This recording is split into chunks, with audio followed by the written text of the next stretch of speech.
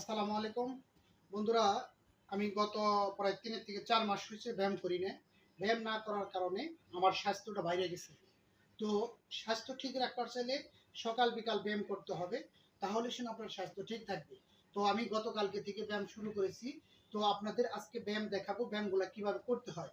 তাহলে চলুন যাক, তাহলে ব্যায়াম দেখা যাক কিভাবে ব্যায়াম করি। ওকে।